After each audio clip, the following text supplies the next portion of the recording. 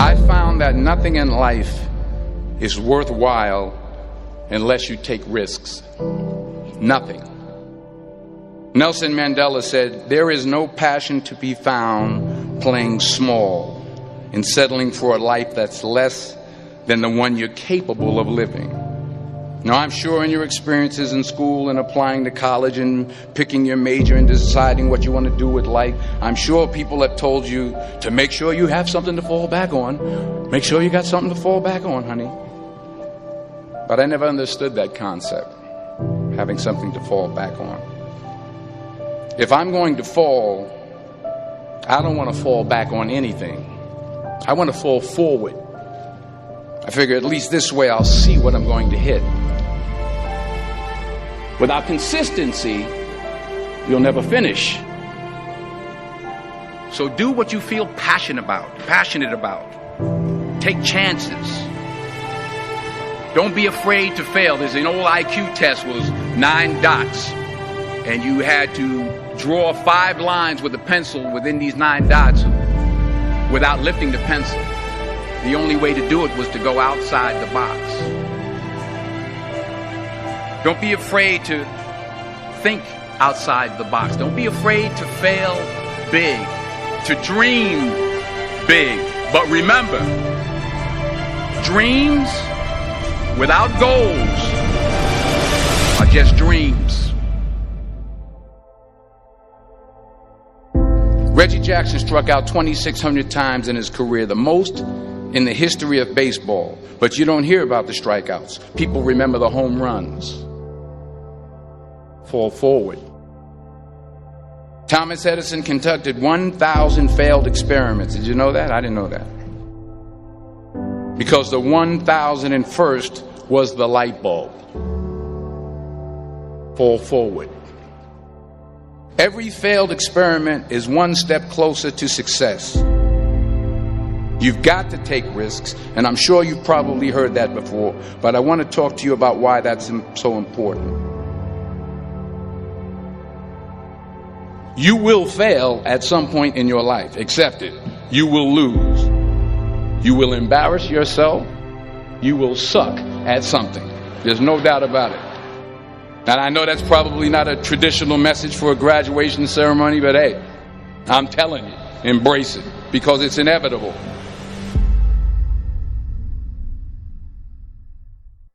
In the acting business, you fail all the time. Early on in my career, I auditioned for a part in a Broadway musical. Perfect role for me, I thought, except for the fact that I can't sing. I didn't get the job. But here's the thing. I didn't quit. I didn't fall back. I walked out of there to prepare for the next audition, and the next audition, and the next audition. I prayed. I prayed. And I prayed. But I continued to fail, and fail, and fail. But it didn't matter, because you know what? There's an old saying, you hang around the barbershop long enough, sooner or later you're going to get a haircut. So you will catch a break, and I did catch a break. Last year, I did a play called Fences on Broadway. But here's the kicker. It was at the Court Theater. It was at the same theater that I failed that first audition 30 years prior. The point is, every graduate here today has the training and the talent to succeed. But do you have the guts to fail? If you don't fail, you're not even trying. I'll say it again. If you don't fail, you're not even trying.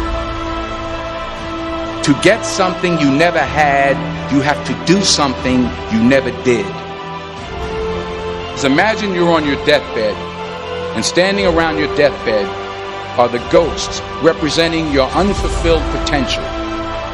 The ghost of the ideas you never acted on. The ghost of the talents you didn't use. And they're standing around your bed, angry, disappointed, and upset. They say we came to you because you could have brought us to life, they say. And now we have to go to the grave together. So I ask you today,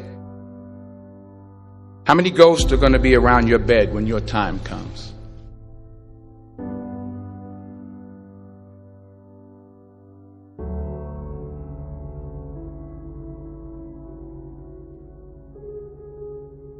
I just got back from South Africa. It's a beautiful country, but there are places there with terrible poverty that need help. And Africa is just the tip of the iceberg. The Middle East needs your help. Japan needs your help. Alabama needs your help. Tennessee needs your help. Louisiana needs your help. Philadelphia needs your help. The world needs a lot, and we need it from you. We really do. We need it from you young people. I mean, I'm not speaking for the rest of us up here, but I know I'm getting a little grayer. We need it from you, the young people, because remember this. You got to get out there.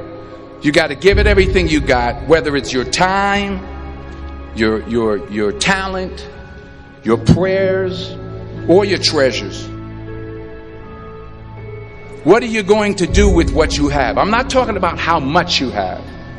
Some of you are business majors. Some of you are theologians, nurses, sociologists. Some of you have money. Some of you have patience. Some of you have kindness. Some of you have love. Some of you have the gift of long suffering. Whatever it is, whatever your gift is, what are you going to do with what you have? All right, now here's my last point about failure. Sometimes it's the best way to figure out where you're going. Your life will never be a straight path. I began at Fordham University as a pre-med student.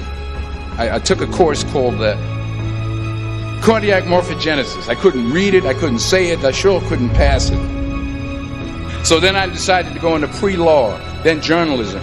And with no academic focus, my grades took off in their own direction. I was a 1.8 GPA. And the university very politely suggested that it might be better to take some time off. I was 20 years old. I was at my lowest point. And then one day, and I remember the exact day, March 27th, 1975, I was helping my mother in her beauty shop. My mother owned a beauty shop up in Mount Vernon. And there was this older woman who was considered one of the elders in the town. And I didn't know her personally, but I was looking in the mirror, and every time I looked at the mirror, I could see her behind me, and she was staring at me. She just kept looking at me. Every time I looked at her, she kept giving me these strange looks. So she finally took the dryer off her head and she said something I'll never forget. She said, "Young boy, I have a prophecy, a spiritual prophecy." She said, "You are going to travel the world and speak to millions of people." And in the years that followed, just as that woman prophesied, I have traveled the world and I have spoken to millions of people through my movies. Millions who up till this day couldn't see me. Who up till this day I couldn't see while I was talking to them. And they couldn't see me. They could only see the movie. They couldn't see the real me. But I see you today. And I'm encouraged by what I see. And I'm strengthened by what I see. Because taking risk is not just about going for a job. It's also about knowing what you know and what you don't know. It's about being open to people and to ideas. The chances you take, the people you meet, the people you love, the faith that you have, that's what's going to define you. Never be discouraged. Never hold back. Give everything you got. And when you fall throughout life, remember this: fall forward.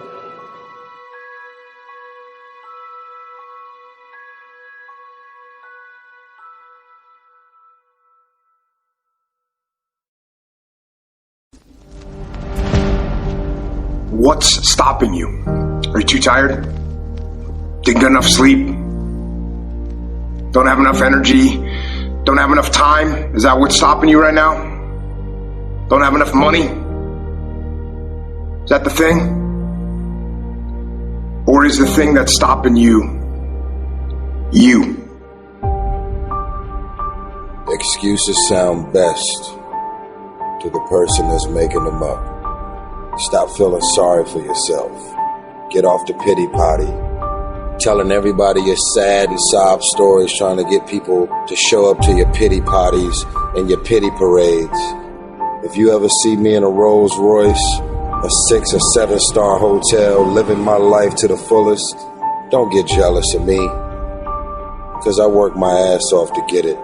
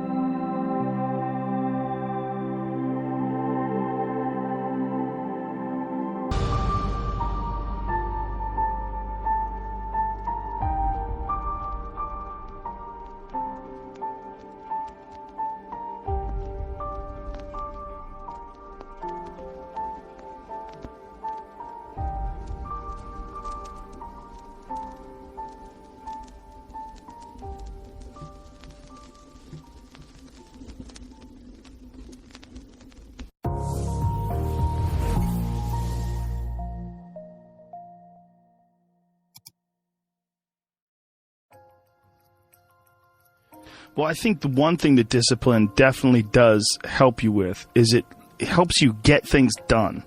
And when you get things done, when you actually do things, you have more success. If you have more success, and sometimes a big part of success is just not being fucking lazy and just doing it. Yeah. That's like 90% of it is just showing up. Get there and start working. Like, you're not going to feel perfect every day. If I only worked out when I felt good, I'd be a fat fuck. Because there's a lot of days I don't want to do it. It's pretty much the same with everybody that actually gets good at something. There's got to be those days you push through. And they're probably going to be more numerous than the days you don't. And so the benefit of discipline in my eyes has always been that through discipline, I get things done. Yeah. I always say that I'm like the most lazy, disciplined person I know, because I don't want to do it. Yeah. But I always do. One of the big problems is sitting down and doing the work. Mm-hmm. And you got to, and Pressfield talks about that in the most concise and beautiful way. And he labels it like an enemy. He calls it resistance. Mm-hmm. And that you have to sit down, you have to overcome resistance, and that the pro goes to work. And it doesn't matter if you're sick, it doesn't matter if you have kids, it doesn't matter what, you're a pro and you go to work. And that just, it puts it in your head that this is what I do. This is what, and you have pride in that. And then when you are in front of that keyboard and you look down at the count, it says, I got fuck 1,000 words today. I put 1,000 words in. You're doing the work, and out of that work, gems blossom. Little things, but you might have a day where you just write nothing but dog shit. So what? Show up again tomorrow, and tomorrow out of that dog shit, a flower will emerge. You never know, and that's the only way to develop real, to really develop your potential 100% in anything, whether it's as an author or even as a martial artist. There's a lot of creativity in martial arts. To be a great striker, you have to be creative, because you have to develop patterns or execute patterns that aren't going to be perceived. This idea that life is hard is something you're supposed to shield from them. It's so silly. And, I've had this conversation with my friends, because everybody that I know that's interesting had a fucked up life.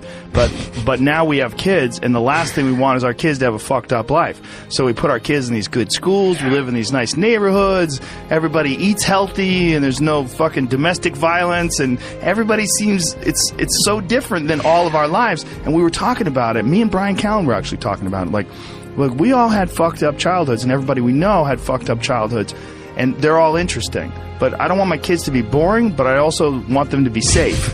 So it's like, how do you approach that? I mean, I think you get involved. This is what I've chosen to do, is get my kids involved in martial arts and give them the opportunity to pursue difficult things, and understanding that through pursuing these difficult things, in accomplishing stuff, you learn something about yourself. You learn that you have this ability inside of you to overcome. Get obsessed with life improvement. Find things that you enjoy doing that are difficult. Do them and get better at them. It seems so simplistic. It seems like a ridiculous, idealistic point of view, but it's effective. Well, you need some amount of pride and some amount of ego to get good at things in the first place, because it's such a counterintuitive notion, because you have to have a belief in yourself. You have to be able, when you start out at jiu-jitsu, you're a white belt. I remember being a white belt and being like, oh my God, I am fucking never going to get good at this. I'm going to suck forever. But to look at people who are better than you and know they had to have sucked at one point in time. Okay, there's somewhere along the end of this tunnel, there's got to be a light. I just got to keep going. Yeah. And that takes ego, and right? Ego, I was going to say, ego drives you to be successful, me to be successful. Ego is what's driving you. The problem is when you let ego go too far. And everything takes balance. There's a dichotomy in everything. Every part of you has a dichotomy. You can get so into the physical aspects of things that you end up doing a bunch of steroids and going crazy and ruining your health. Right? That's not good. Right. The other end of the spectrum, you can sit around and play video games and turn into a... Bodybuilding is a great example of that, because when you start lifting weights, you're like, God, I'd like to be stronger. And you start getting a little bit bigger. You're like, oh, look at that. I got a muscle. Woo, this is cool. And then you keep going, and then you keep going. But some guys get so fucking crazy, they won't stop until they have 22-inch arms. And they want to have thighs that are so big, they have to walk like they've got a barrel in between their legs. And, and they just can't help it. They just take it to some completely unhealthy place. Yeah, that's rough. Yeah, well, it's just the nature of trying to get good at something. You got to recognize what's good and what is just fucking insane. For some people, especially, they're just experiencing way too much pressure. And that pressure, a lot of times, it's just an imbalance in perspective. And some of it's, I was talking to this mom once. Her daughter does gymnastics with my daughter, and we were talking about kids killing themselves where she used to live. She used to live in one of the really wealthy tech areas outside of San Francisco, and a bunch of kids that went to school with her daughter that were 15, 16, were jumping off bridges and shit. It was an epidemic. And they were trying to figure out what the fuck is going on, and they're literally calling it affluenza. That these affluent kids and their families are literally worth $1 billion. Everybody's super rich, and they're having this insane pressure, before high school and in high school, to be in Ivy League schools and to get 4.0s and all, and they're not having any fun, and they're not experiencing life, and they don't have any hope, and their parents are all on fucking pills, and they're just killing themselves. For some people out there that aren't feeling good, man, if you just fucking struggled more, you get over that struggle, you feel better. It sounds so simplistic, but I swear by it. I've felt shitty myself, and then forced myself to work out. And after I get out of there, I'm like, whoa, 100%. Fucking it's 100% guarantee. It's hard for people to break momentum too. Momentum that's good momentum, or momentum that's bad momentum. When I get when I get on a good groove of working out all the time, I feel it. Like after I'm done working out, I'm like, yeah, I can't wait to get in there again. I can't wait to work out again. That's the good momentum. But then there's that bad momentum, like you get injured or something like that, and you can't do anything for a couple of weeks, and then to try to get that kickstart that motor up again, it's hard to get momentum. There's a lot of people that are eating shit food, and then by the end of the day, your body's in a crisis. Your body's just processing all this bullshit. And if you're eating a big, bullshit lunch filled with nonsense, like, your body's got to process all that stuff. And so at the end of the day, yeah, you're going to lose your willpower. So, like, when 5 o'clock, 6 o'clock rolls around, you're going to be tired. But if you have a healthy lunch, and you're properly fueled, and then you also have positive people in your life, everyone's motivated, by the end of the day, you're going to feel good. Whatever the fuck your thing is, just go and do it. Just force yourself to do it. And if you feel like shit because you ate lunch, then your lunch was, filled with bullshit, well then, hey dummy, don't eat shitty lunch tomorrow. Tomorrow try a nice salad. Try a salad with some salmon and see how you feel then. You're like, hey, I feel way better today at 6 o'clock. Duh. Now your decision making will be better. Like, people don't understand how significant it is. Like, all these little decisions, those are like that's the path for the rest of your existence on Earth. And if you decide to go to fucking Cheetos chocolate chip cookie route, you're just making a shit path. You're carving your fucking path through broken rocks and glass, and it's not the way to go. You know what else doesn't exist in a day-to-day life? A place where it's okay to be a man. It's actually okay to be a man. It's okay to have man thoughts. Like, everybody's so toned down and neutered. It's like human resources and corporate life has watered down people's natural behavior to the point where people are just dying on the inside, sitting in these fucking cubicles, rotting, just freaking the fuck out, having all these thoughts they can't entertain, having to pretend to be someone they are not all day long, putting on this bullshit way of talking, this fake way of thinking. Everybody's got to subscribe to whatever fucking ridiculous policies their company wants to enforce. And you're just a robot, and you get out of there and you just want to scream. It's this fear of discomfort. People have this extreme feeling in their mind when it comes to their associations with exercise. They want to avoid discomfort. They feel like any type of exercise is just like something to be avoided. That's not for me. Fuck that. I don't want to sweat. I don't want to strain. And a lot of times, this association that they have is about the beginnings of getting in shape. It's not about once you're actually fit. Because once you're actually fit, exercise is something you look forward to. It's an alleviation of stress. It feels great. Like, if I can't get a workout in, I look at my schedule. I go, oh, shit, I don't have any time for a workout, which means I'm not going to get that good feeling. And so instead of looking at it like, oh, I've got to go grunt and sweat, I'm thinking I'm not going to feel good. I'm not going to feel relaxed. I'm not going to feel carefree. And I'm not going to feel even appreciative. Like, my appreciation of things, and it gets enhanced greatly after exercise. I just feel better. I feel like I can take things in for what they are rather than, whatever sensory data that I'm getting from any event is just one more distraction that gets in my way. And that's a lot of times how I look at things if I'm overstressed or if I'm working too much. Like, our bodies, for whatever reason, most people, their associations are to avoid anything that's uncomfortable. But it's so illogical, because when you look at comfort and you look at success and progress and the feelings of accomplishment and of getting past certain hurdles in terms of like how you feel about life, a lot of those are connected to discomfort. Like, discomfort is your friend. It really is. Like, discomfort and not being happy and content with certain situations in life or certain feelings in life, they're massive motivators, and they're amazing at facilitating change. And yet our instinct is to avoid those and just sit on the couch and watch some fucking reality show about dudes who make moonshine with our jaw open, like, it's bizarre. And for me, at least, when I get like really disciplined and really I get really consistent with my workouts, one of the things that I almost feel momentum. I feel like there's like a push behind me, like, all right, like after I get out of the gym, I have a really good workout. I'm like, yeah, now I'm doing it. I'm doing it all the time now. And I'm looking forward to the next time. And it makes that resistance much weaker, and it makes my motivation and my discipline much stronger. I think a lot of it is based on just the consistency. It's one of the things that I talked about recently on the podcast. I said, like blowing something off, it's not just not good, like blowing off an exercise that you planned is not just bad for you physically, it's also bad mentally, because then that option is now available. The option to fuck off is available.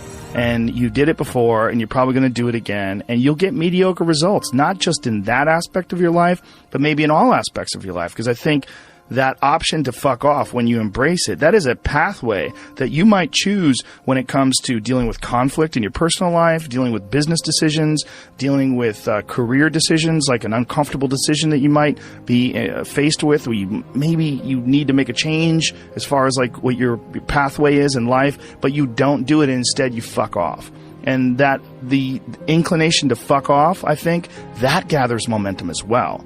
The inclination to be disciplined, that comes with momentum too. And I think both things, like you take a path, like the path of the healthy person or the path of the fuck off. Like this is not, like your body is like a race car that you can juice up yourself. Like you can add the fat tires, you can add the improved suspension, you can beef up the horsepower in the engine. You could do all that yourself. Or you could just choose to have this shitty body that's always falling apart on you, because we're essentially ecosystems. And we're in charge. This weird consciousness that has all this resistance and has all this inclination towards comfort and fucking off and blowing things off is what is in charge of making all these things happen that keep this ecosystem healthy. It's almost like if Earth itself had like a shitty manager. If like there was a natural manager of Earth that was like, oh God, who cares if it rains? Oh God, I'm gonna stop growing things. I don't give a shit anymore. It's all stupid anyway. I mean, it's literally like the just blow it up. Yeah. Fuck it. Let's just kill all of life. It's all going to die eventually. I mean, the sun only lasts 7 billion years. You see, that is the perspective a lot of people take with aging, where it's like, well, you're going to die, you're going to age, you can't stop aging. And it's like, yes, you're right, but that's not the point. The point is to age better. Like, that's the point. The point is to increase your health span, and that is, we know is possible. Like that can, there's some of these like centenarians and super centenarians I've seen that are like over 100 years old, and they're like riding bikes and racing, and it's like, they're old. They are very old. But they're experiencing a very good quality of life. Yeah. And they're experiencing a quality of life that these other people that don't exercise they physically feel their own body diminishing. And they just feel it's inevitable. It is what it is. You're wasting your time. You're out there running around. But no, we're not, because this experience right now, it's not like, no one's under the illusion that you're going to live forever. But you are enhancing the experience that you're currently involved in right now. And you are alive. Right. You are alive. You do experience this life. But do you experience this life optimally? Is it as enjoyable as it can be? And we all know that there's a spectrum for that enjoyability. Like, we've all had times in our life where it's not been so great. And then times in our life where everything came together, like, what a fucking great day. Woo! Like, make more of those. Like, you can make more of those. And then the whole thing's better. And I think when that whole thing is better, it affects everybody you touch, everybody that's around you, everybody you come in contact with, and that in turn, I mean, it sounds so grandiose, but in turn can affect the entire race of human beings. I've always wondered if the depression that people see en masse today, there's so much depression that people, it's a common trait. Like, it's a common condition. Oh, he suffers from depression. Oh, she suffers from depression. Like, oh, he's got herpes, You know what I mean? It's like, it's a common thing. I've always wondered, or I've been wondering more and more recently. It really hit me have you ever seen Heinmo's Arctic Adventure? This guy lives in this incredibly remote area of the Arctic National Wildlife Refuge in the Alaskan interior. and he lives in this really small log cabin, and he hunts and gathers, and that's all he does. And he's very smart. Like, he's not a dummy at all. And he's been up there. He lives with his wife, and he raised children up there. And it's really, really, there's some dark moments in there because they lived like this from the time, like, when they had children up there, and they lost their 2-year-old baby in a fucking canoe. Like, they tipped over in a canoe and lost their kid. And it's like, it's really intense when they revisit the site and leave flowers. And it was like 30 years ago, and they had several children since then, but this moment is still like this intense moment of loss for them when they lost their baby. But this fucking guy is very happy and very, very smart and very connected and very articulate. And he firmly believes that human beings, when we evolved and developed and were hunter-gatherers, that there's a set of rewards. There's reward systems that are set up inside the human body, inside the very being that we embody, that don't get met in today's society. And that's one of the things that's causing depression. One of the things that's causing this funk that people are in is that we're living our lives, many of us at least, in these very unfulfilling ways, where you're going to this office with artificial light and you're doing something you don't want to do all day long, and then you get home and you're tired. And on top of that, you're eating shit. You're eating potato chips and you're drinking soda, and your body is just like, what in the fuck is this? We're supposed to be out in the fields. We're supposed to be walking up hills. We're supposed to be looking for animals or gathering vegetables. We're supposed to be doing all these things that our body's designed to do. We're supposed to be in nature. Yeah. And nature is like a medicine. Like, it literally is a medicine to you. Like, people that go... You don't have to go hunting. You don't have to go fishing. Just go fucking hike, man. Just go hike up to the top of a mountain and look out. You know, there's a reward that you get from that is intensely, like, soul-filling. There's, like, something about, like, when I was in Colorado, and there was this area of Boulder where you drive up one of these roads, and there was this area where you could park. And it was this incredible view, man. And these people just park and just go out there and just look. But you get there and you park and you go, fuck, because you would see, you're literally seeing the Continental Divide, these snow-capped mountains in July. In July, it's covered with snow because those mountains don't give a fuck. Perspective. Just this whole new perspective on it. And I think nature, I think the ease of suffering is always in presentness. You know, when you're in presentness, truly locked in presentness, there is no suffering. There can be pain, but no suffering. Suffering is something created by our own minds. And I think nature is one of the great ways to do this, because humans, we take cues from our environment, and nature, as I was saying earlier, is always in the present. You know, there's this natural presentness of all the animals, everything around you. Whereas if you get around a bunch of people watching Housewives and stressed about this and popping pills, you're going to take on that energy too, and you're going to lose your presentness because of your surroundings. So it's like this ultimate regrounding tool where we get back to present moment again. Yeah. You know, and that's such a fucking key element to human happiness. And I think the other key element is having something we're fighting for. You know, having a mission. I think we're all forces, and that force needs to have an effect, needs to have a reason that it's moving in a certain direction. And I think with all of our needs and all of our needs met, you know, where we don't have to hunt for food, we don't have to acquire everything, everything's relatively easy, and it's all about advancement and all this. We've lost a lot of the basic mission, which was the mission to survive and procreate, you know, so, and we haven't replaced it with any other universal mission, which is, I think, one of the big allures of these things like wars and these things like creating an enemy. Well, at least then you have a mission. And when you have a mission, human beings are happy. You know, like Bertrand Russell talked about, he did a book, Conquest of Happiness, and he had his own fucked up attributes. Every time I bring him up, people talk about his fucked upness. He was into phrenology, and he might have been a racist, whatever, but he was a good philosopher. Smoked constantly. Yeah. But anyways, he talked about the happiest person he knew. The happiest person he could find was a groundskeeper on a manor who every day woke up and was at war with the rabbits of the grounds. He just declared that the rabbits were the fucking enemy, and he would go out with his gun and he would hunt as many as possible, and he'd go morning till night, and he would kill as many rabbits as he could, because it was the rabbits were the ones eating the hedges and the flowers and whatever. So he basically made the rabbits his enemy and struck out every single day to kill as many rabbits as possible. And that dude, according to Bertrand Russell, was happy as fuck. He had a task. He had a task. He had a purpose. You know, he had a mission. My mission is to destroy the rabbits. I used to have a dog like that. Yeah? I had the happiest dog ever. His name was Frank Sinatra. And he was a pit bull that all he lived for was killing lizards. And my house, my old house, not the house I'm in now, but my old house, had this one... it's like on a hill, and there's this one wall where these lizards would run up the wall. And so Frank, I would literally let him out in the morning, and he would fucking bolt out that door. It's like, time to go to war. And he would run and go look for these lizards. And he would stand there, like Eddie Bravo would just watch it and marvel. He'd be like, fuck, man, this dog does this every day. This dog does this every day. I go, this is what he loves to do.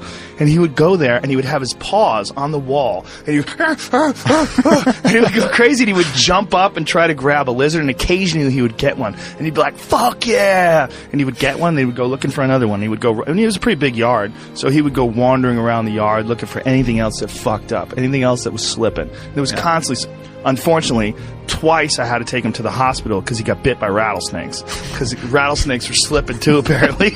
He killed the rattlesnakes, but the rattlesnakes fucked him up. Yeah. He had like a water balloon growing out of the side of his head. Both of my dogs. By the way, that's a real problem if you don't have the money to pay for the serum. It's super expensive. It was several $1,000s to treat them for this rattlesnake venom, anti-venom shit. It's like, I was like, man, what if I was poor? What if... that's a whole fucked up system. Like, they inject horses with the venom, and then they like get the antibodies from the horses. It's like this archaic system. I think my friend Donald Schultz is working on... he's a big snake handler guy. He's working on ways to innovate around that because it's kind of like a real backwards system that they have, how you get antivenom. Well, a horse will survive, so let's just fucking put the venom in there, and then we'll get the antibodies from the horse, and then, you know, it's a weird thing how they do it. Yeah, well, that's a real problem with people that are vegans. If you're a vegan and you don't use any animal products and you get bit by a rattlesnake, you got two choices. Compromise your morals, or that's a wrap. Yeah. You know? But this dog was so goddamn happy. He had missions. Yeah. You know, he would go out of that yard and he wasn't bored. He was like, please take me for a walk. Come on, man. He was like, see ya, dude. I'd open that door. He was gone. He just had his little mission. And I think you can see that in the people who are the most unhappy. They seem aimless. They're like, what am I here for? Why am I doing this? Nothing makes sense, you know. And I've even felt it in my own life when, you know, I know what my mission here is. First, my mission is to expand human consciousness, to help people be happy. Like, that's really what I find my greatest purpose in. But every once in a while, I'll get this kind of like fuck people attitude. Maybe someone said some fucked up shit, and I'm like, man, people fucking suck. Fuck people. And then at that moment, that's when I'm actually depressed. You know, because I've lost my mission. Instead of having a mission like, yes, my mission is human consciousness, all of a sudden it's like, fuck people, fuck that mission. They'll figure it out. And then I'm depressed because I've lost my purpose. It's very hard to rise above, like, literally, when something like that happens and realize, like, oh, you're encountering one diseased individual. You got to look at the mass of humanity. Yeah. Like, when you encounter one diseased individual, it's so, like, this guy who shot up that nightclub in Orlando, you're looking at one diseased individual. And if you say, man, people fucking suck, look at what they did.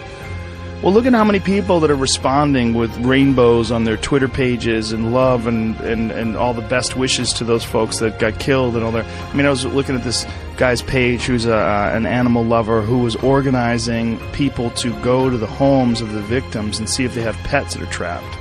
You know, there's beautiful people out there. Yeah. There's a lot. There's more beautiful people.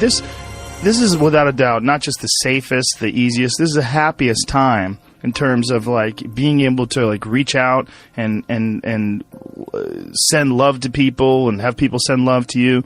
But just occasionally you run into cunts. Yeah, no doubt. And the cunts itself, man. But the beauty is out there too. It's just not as dramatic and it doesn't impose upon us as forcefully. But if we just look, it's around all the time. We run into good people all the time. But you know, you just make eye contact with that good person or that kid who's just looking at you and just creeping with that little smile, and you're like, oh yeah, the good of humanity, the fact that, you know, we really are love, being expressed, outwardly all the time. And it's just these other delusions that get in the way of that. Well, we're oddly attracted to negativity too. It's almost like we look at negativity online or that you run into as like a possibility of war. Like, you have to look out, this fucking drum's beating. God damn it, there's an army on the background. They're coming. But, it's like this real impulse to sort of batten down the hatches. When really it's just some fucking 36-year-old loser sitting in his parents' basement, farting and smelling his own farts and angry online. I mean, that's really what a lot of you're dealing with. You're dealing with, like, really sick people. Like, people that have just, for whatever reason, they've not found their path. They've not found any happiness. They've not found any fulfillment. They haven't found any growth.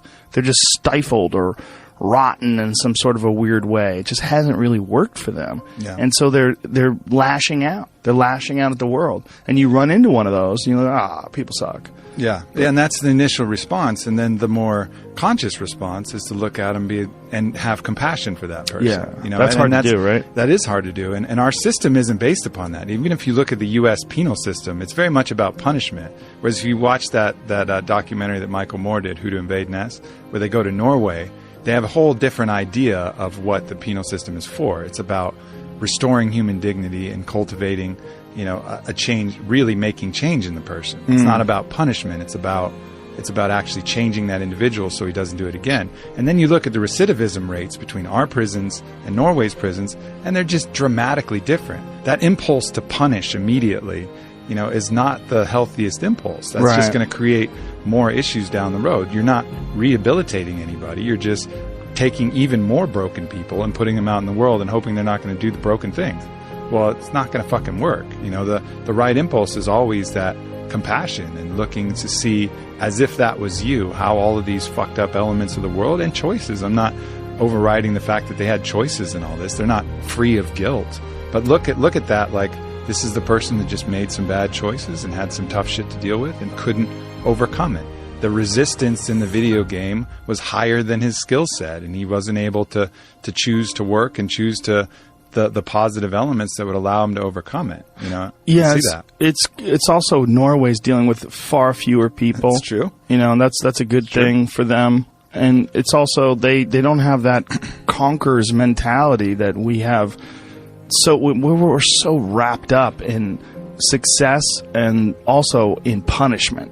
I mean, that is a big aspect of our culture, like punishment. And I mean, like when anybody does anything wrong online, the amount of people that feel like it's their job to shame that person and embarrass that person and insult that person, it's pretty crazy to watch when something goes down. It's all so counterproductive, and I see that in the people shaming people for appropriation, right?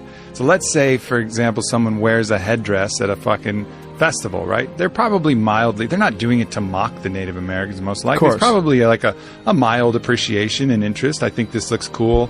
I'm in a place and then all of a sudden they get all this intense hate and shame and putting all of this stuff, all of these intentions on them that weren't true. Again, going back to my point about morality, it's not about the act, it's about the intentions of the act. But right now we make it all about the act. Oh, you wore this headdress. That means you're insulting thousands of years of Native Americans. You're oppressing, you're appropriating. Like, no, I fucking wasn't. I was wearing a fucking headdress. But then all of a sudden that imprint will create trauma. And that trauma will have a poisonous impact that will make them feel weird and make them want to do that to other people. So it's like you're injecting someone with a hate virus, that they're going to then pass on to other people rather than doing the opposite. Spreading the love herpes, where it's this contagious positivity that goes the other way. And we have those choices with how to deal with people, but more often than not, we come with this thing to punish and create more trauma, which triggers their own self-judge and their own self-hate, lowers their own self-love, and then they're going to pass that off to kids, family members, people around them.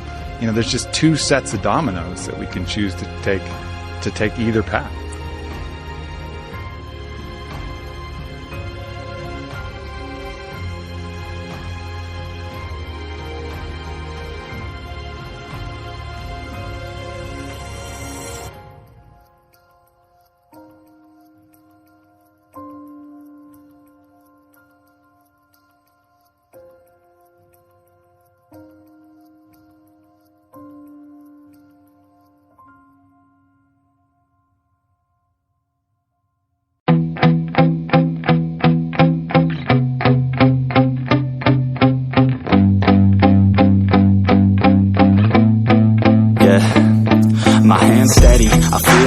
but my legs heavy, I don't get it. How come I haven't hit it already? Still working, I'm still learning, I'm still searching, finally earning something, finally turning something called a profit. If I hear you talking shit, don't get caught in it. I'll be popping off and hit your ass, dropping all your shit. Yeah, I promise this, I got promises, you ain't stopping this. Cross my shit, you'll be knocked unconscious, bitch. That's the consequence, I got this, I will not quit. Man, I'm on it, honest, I'm gon' launch quick, then I'm gone. It's just a matter of time before I'm over the climb and moving under my prime. Just quit my 9 to 5, I'm rocking, and they watching, cause it's shocking. Dropping all these top 10 songs, so stopping. It's time to live my life, it's time to live, not die. Wish I could slow down time and just enjoy the climb.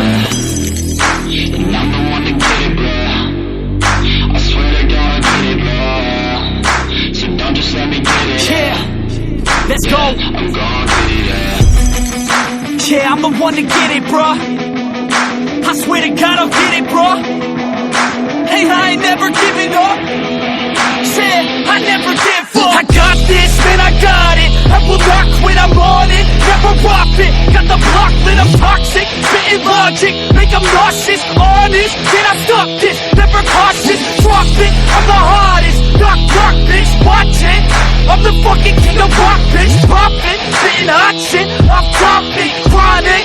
I think I'm motherfucking lost it. Making back, matter of fact, making racks where it's at. Have my back to the mat, not an act, that's a fact. We attack in a back, no react, no react. Think I'm black, up his back. While I rap, not to step, throwing jabs, give a crap. We're advanced, I'm the man. Got a plan better than most brands. Goddamn, I'm a rhyme till I die. Never lie, that's a lie. I don't try, I defy. Get denied, that I'm right, yeah.